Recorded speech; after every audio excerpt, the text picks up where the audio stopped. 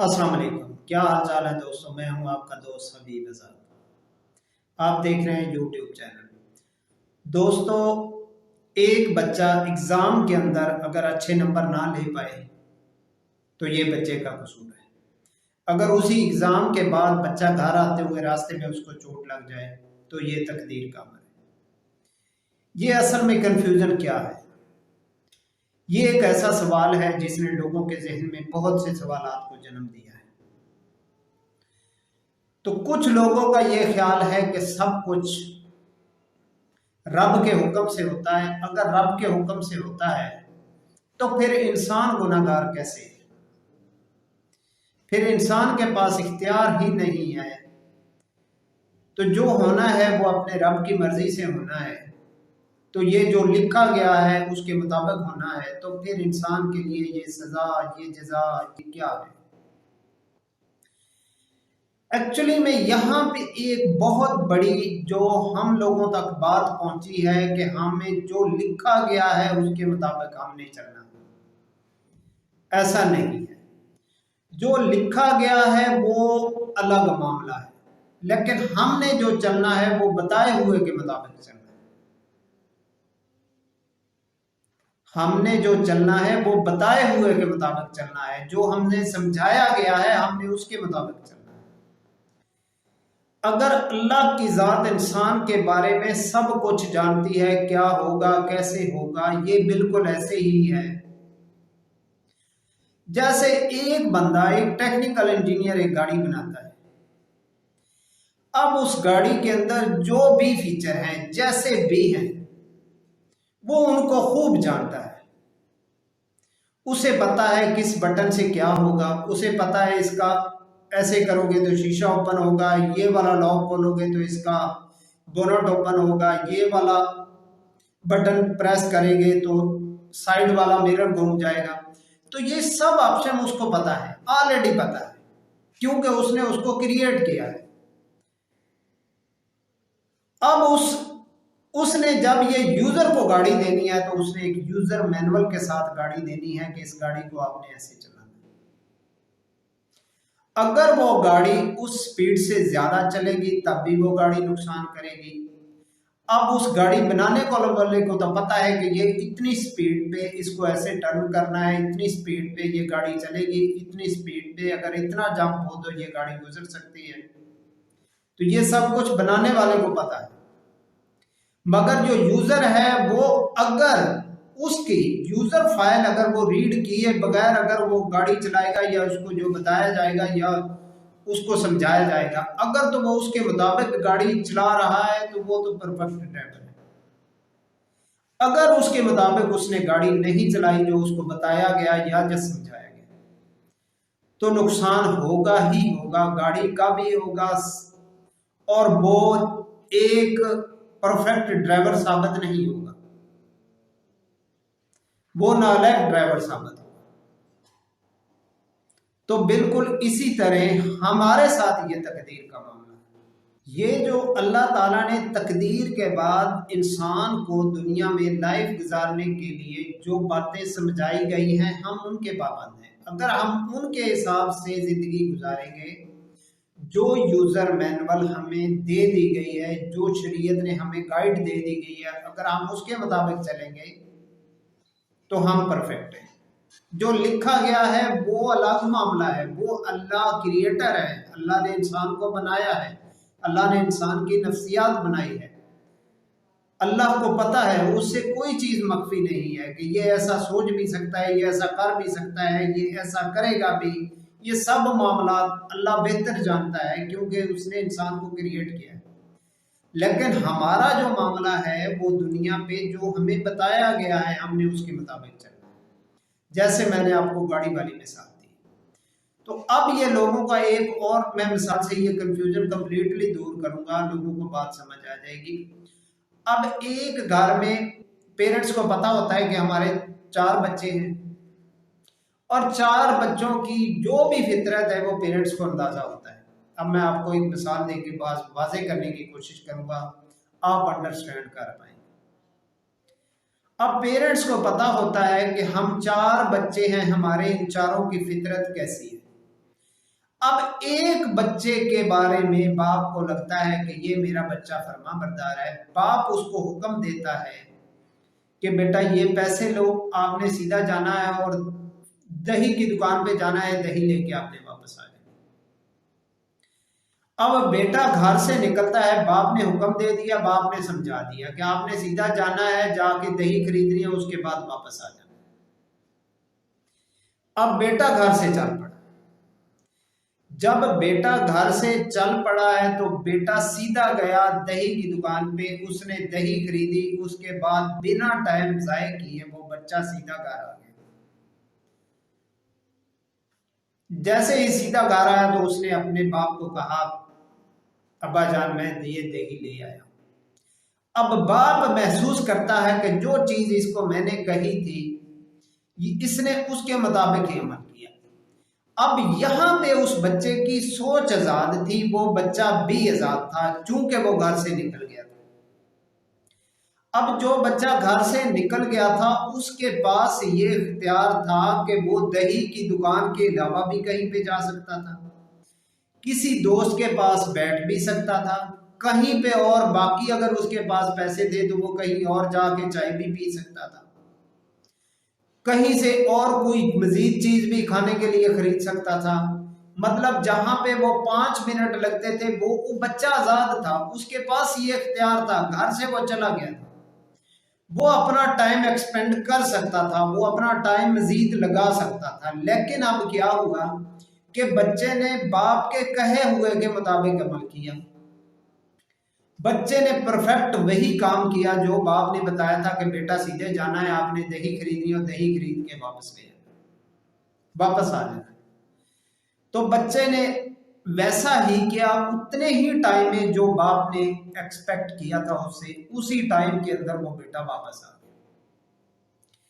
अब जब वो बेटा वापस आ गया तो बाप ने देखा कि मेरे बेटे ने बिल्कुल एग्जैक्ट जैसे मैंने इसको कहा था इसने ये परफॉर्म किया है। बेटा गया है, इसने सीधा जाके दही ली है, दही लेके ये वापस सीधा आ गया है घर। और बाप को कैसे अंदाजा हो रहा है कि उसने उसका टाइम जो था उसको नोटिस करके अब उसने देख लिया है कि ये बेटा हमारा। अब बाप उसको शाबाश दे रहा है।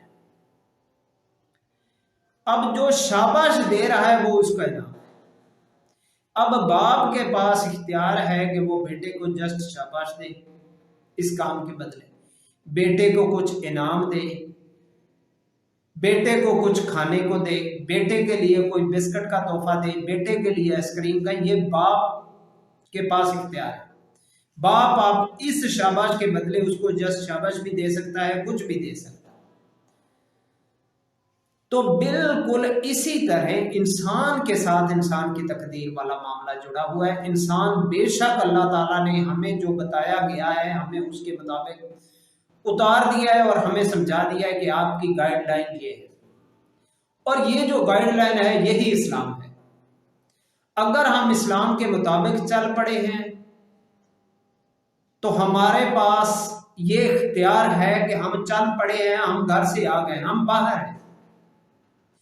अब बाहर हम आजाद हैं, हम चाहें तो दही लेके सीधा घर वापस जा सकते हैं, या अल्लाह ताला ने जो शरीयत हमें बताई है हम उसके मुताबिक लाइफ गुजार सकते हैं, या हम वहां पे आजाद तो हैं, अब आजादी वाली सोच भी हम चला सकते हैं। अगर हम आजादी वाली सोच यूज करेंगे कि ठीक है आज हमारे पास इख्तियार है, हम नमाज पढ़ना चाहते हैं पर छोड़ो यार नमाज का टाइम है कुछ और कर लेते हैं, जाके गन्ने का जूस पी लेते हैं, यार जाके वहां पे शॉपिंग मॉल में कुछ शॉपिंग कर लेते हैं, या चलो छोड़ो यार 2-4 घंटे फ्री हैं जाके ड्रामा देख लेते हैं, बीच में नमाज का टाइम गुजर गया। तो ये सब अल्लाह ताला ने नहीं लिखा हुआ। बेशक अल्लाह को पता है क्योंकि अल्लाह ने इंसान को क्रिएट किया है, और जिसको क्रिएट किया जाता है क्रिएट करने वाली ताकत के पास हर किस्म की मालूमात है। लेकिन ये नहीं उसने कहा कि अब नमाज का टाइम है तो तुम सिनेमा के अंदर फिल्म देखने चले गए। ये हमें उसने बता दिया है कि नमाज का टाइम है, आपने नमाज की पाबंदी करनी है, जब रिज़्क कमाने का टाइम हो आपने रिज़्क कमाना है। तो ये एक लाइफ का रूल हमें दिया गया है। एक्चुअली ये जो लोग यहाँ पे ये बात करते हैं कि जो लिखा गया है उसके मुताबिक नहीं, ये बात बिल्कुल अनएक्सेप्टेबल है। जो लिखा गया है वो तो लिखा गया है। यहाँ पे जो हम लाइफ गुजार रहे हैं ये हम बताए हुए के मुताबिक हमने गुजारनी है। ये बात मेरी याद रखें। यहाँ पे मिसअंडरस्टैंडिंग लोगों को हो जाती है कि हम पता नहीं किसके जवाब दे हैं। जो वहां पे लिखा गया है शायद हमारे साथ वो हो रहा है, नहीं वो नहीं हो रहा। जो हमें बताया गया है हमने उसके मुताबिक चलना है। अगर हम उसके मुताबिक नहीं चलते तो हम गुनाहगार हैं। अब हम घर से बाहर चले गए हैं बिल्कुल उस बच्चे की तरह जिसको बाप ने दही लेने के लिए भेजा था। अब हम घर से निकल गए हैं, अब हम आजाद हैं।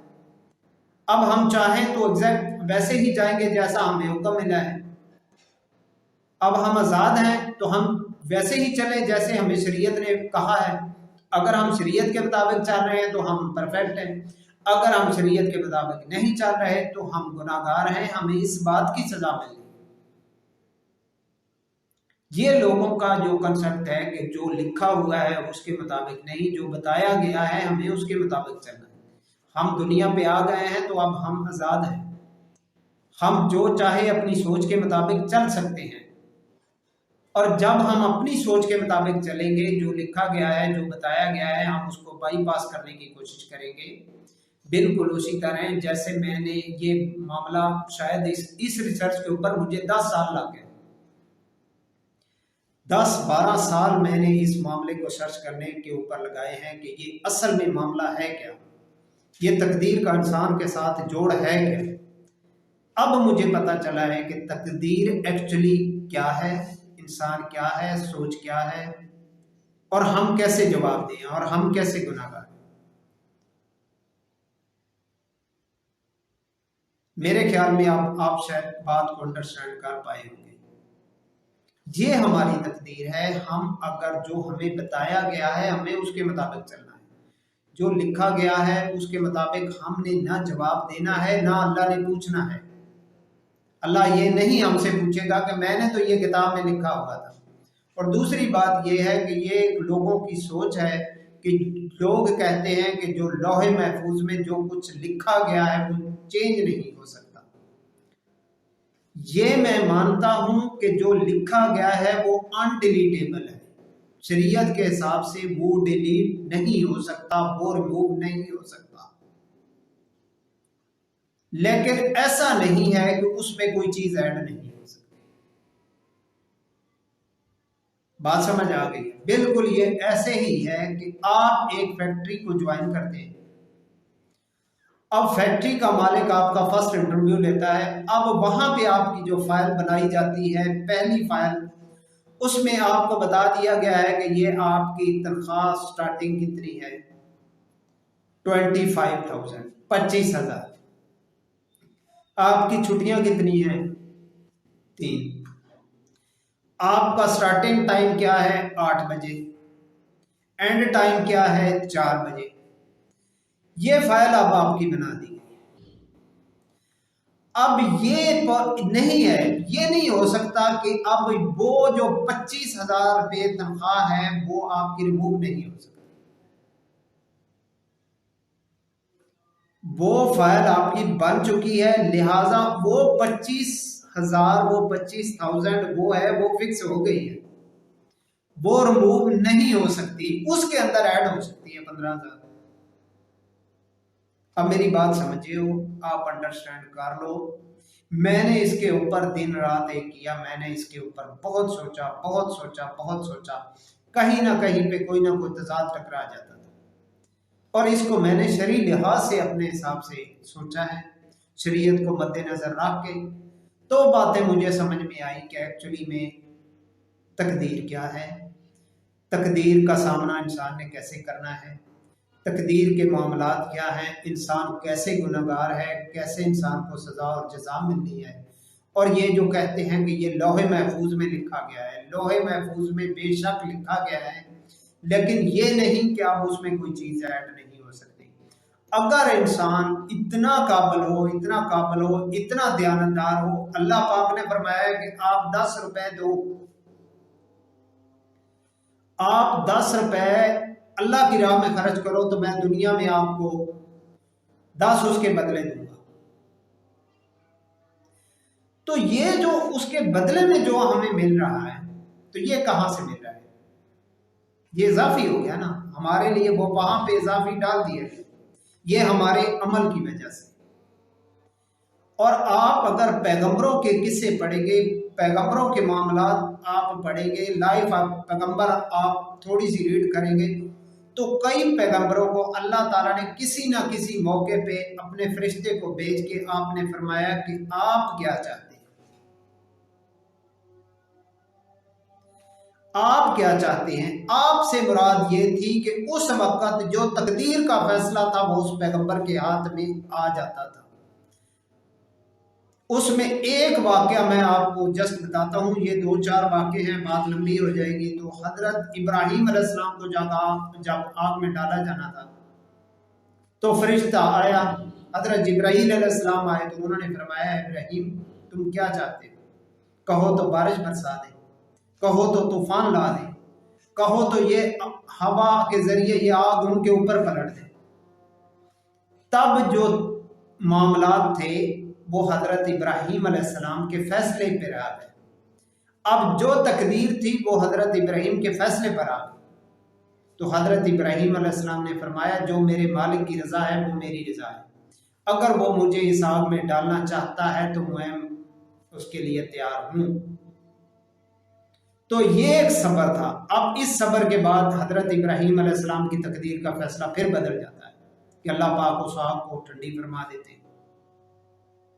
और वहां पे पहले इख्तियार दिया गया था कि अगर आप चाहें तो हम बारिश बरसा देते हैं, अगर आप चाहें तो हम ऐसा कर देते हैं, आप चाहें तो हवा के जरिए ये आग उन पे उड़ेल देते हैं। तो इस तरह ये जरूरी नहीं कि जो चीज लिखी गई है वो फिक्स है। हम ये मानते हैं कि वो अनडिलीटेबल मेमोरी है लोहे महफूज, लेकिन ये नहीं कि कोई चीज उसके अंदर ऐड नहीं हो सकती, बिल्कुल ऐड हो सकती है। इसकी मिसालें वाज़ेह हैं, इसके मामलात हमें पैगंबर की जो तालीमात है अगर हम उनको गौर से पढ़ें तो हमें कुछ ना कुछ ऐसा मिलता है कि तकदीर बदल जाती है। ठीक है, तो अब मेरा ख्याल है कि आप इस बात को पूरी तरह अंडरस्टैंड कर पाए होंगे कि बेसिकली इंसान का तकदीर के साथ मामला क्या है।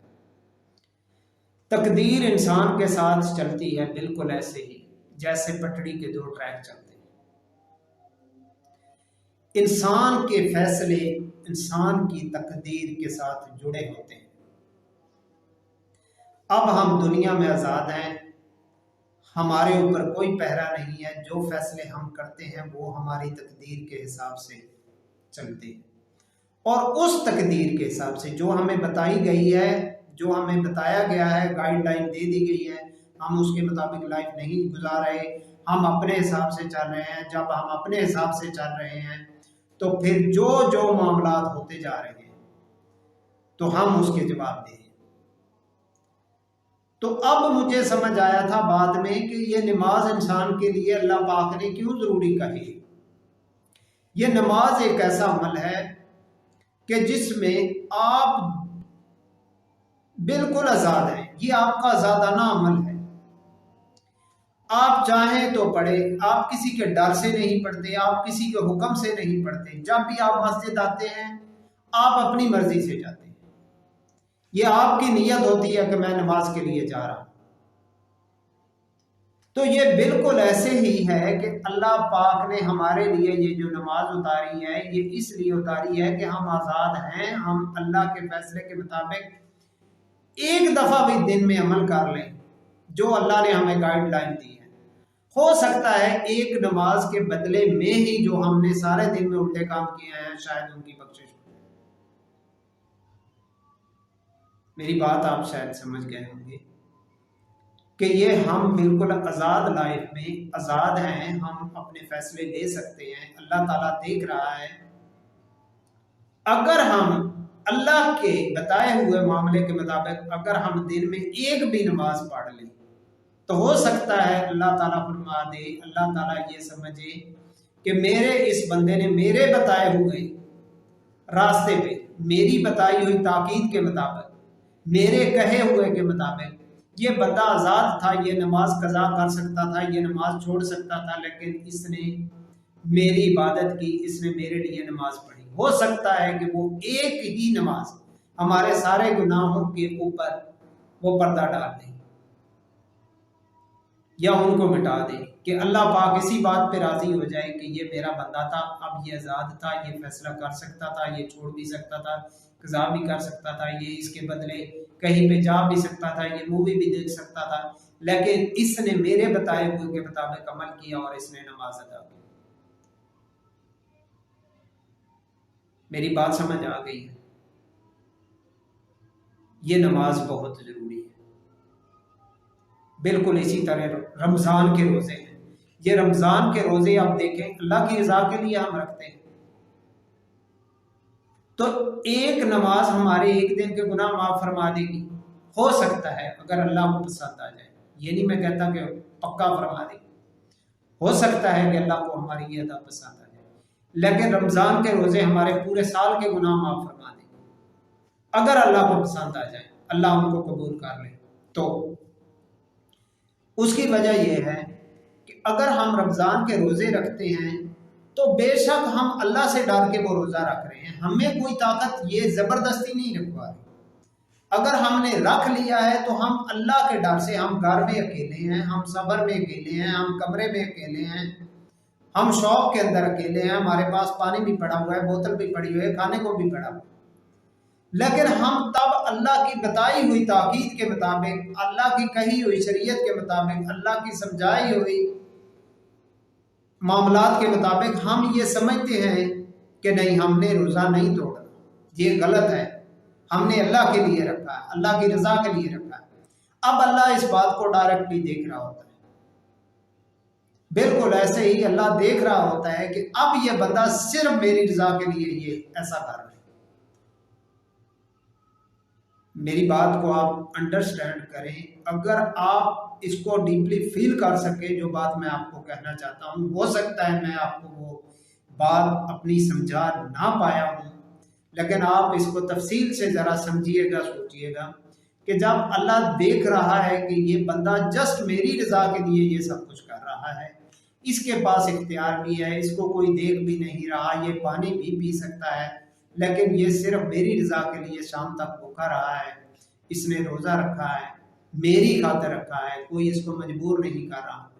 तो ये जो अमल है अगर अल्लाह को पसंद आ जाए तो ये यकीनन कर एक माह के रोज़े हमारे पूरे साल के गुनाह ख़त्म करने के लिए काफ़ी है, अगर अल्लाह पाक उनके ऊपर कबूलियत की मोहर लगा दे। तो उम्मीद है, मैं समझता हूँ कि मैं अपनी बात आपको समझा पाया हूँ या नहीं समझा पाया। तो जहाँ तक जो मेरी समझ थी, मुझे लगा कि मैं आपको इन अल्फाज में समझाऊँ तो आपको समझ आ जाएगी। तो मैंने इस तकदीर के मामले में बहुत से बयान देखे, मैंने बहुत से मौलाना कराम को भी सुना, बहुत से लोगों को भी सुना। तो जो बात मुझे वहाँ पे मिली, मैं ज़हनी तौर पे उसका कायल नहीं हो सका। फिर मैंने खुद रिसर्च की, मैं खुद इस मामले पे पहुंचा कि ये तकदीर का आखिर मामला है क्या, इंसान के साथ ये तकदीर कैसे अटैच है। अब आपको मेरी बात समझ आ गई होगी कि इंसान इस तरह तकदीर का गुलाम है, तकदीर का हम पे ये इफेक्ट है, हमने ऐसे चलना है, हमने इसको ऐसे समझना।